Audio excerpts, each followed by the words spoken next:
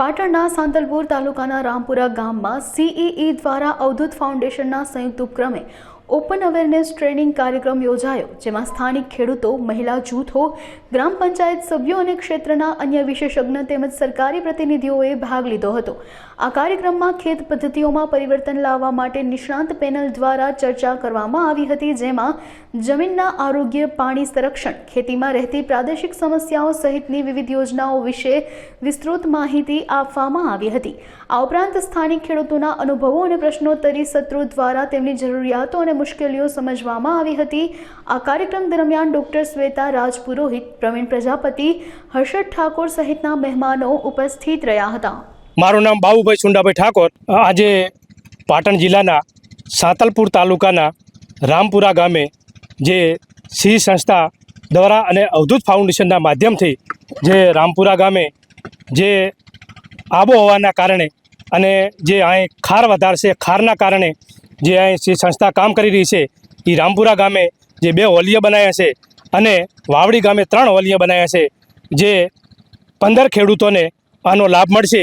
અને આવા છેવાડાના વિસ્તારની અંદર જે આવી સંસ્થાઓ જે કામ કરે છે, એ કામથી અમે રામપુરા ગામના ખેડૂતો ખૂબ ખુશ છીએ અને આ વિસ્તારમાં વધારેમાં વધારે આ સંસ્થા કામ કરે એવું હું ગામ વતી એમને હાર્દિક આમંત્રણ આપું છું। હું doctor Shweta Purohit, centre for environment education, programme director climate centre for environment education અર્થાત પર્યાવરણ શિક્ષણ કેન્દ્ર અમદાવાદથી અમે અહીંયા આવ્યા છે અને છેલ્લા 1 વર્ષથી અહીંયા આ સૂખા રણના એક વિસ્તાર જે છે સાંતલપુરના, એમાં 2 ગામોમાં કામ કરી રહ્યા છે।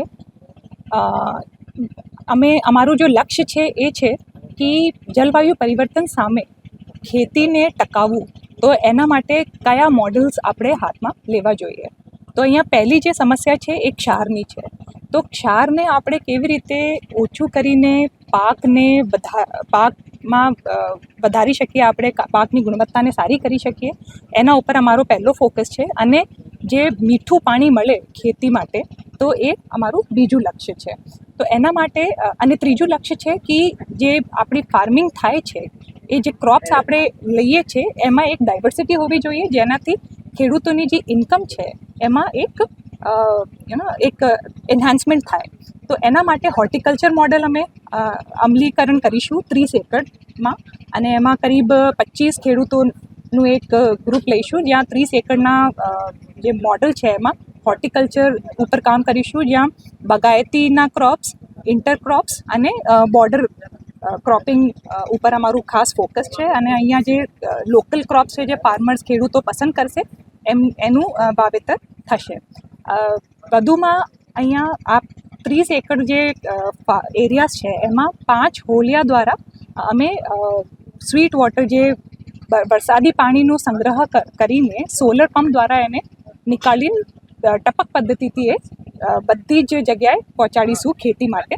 તો આ એક મોડલ છે ઇન્ટિગ્રેટેડ ઇરિગેશન મોડલ, જેને કહેવાય ઇન્ટિગ્રેટેડ સસ્ટેનેબલ ઇરિગેશન મોડલ। તો એનું અમે અમલીકરણ કરીશું। અને ત્રીજું છે કે ક્ષાર ઓછી કરવા માટે ડિસેલિનેશન ટ્રેન્ચેસ, એટલે એક એવી અમે પદ્ધતિ અપનાવીશું જેનાથી જે કુદરતી રૂપે જે ખેતીનું ક્ષાર છે એ પીએચ સાથે સાથે આપણું ઓછી થઈ શકશે।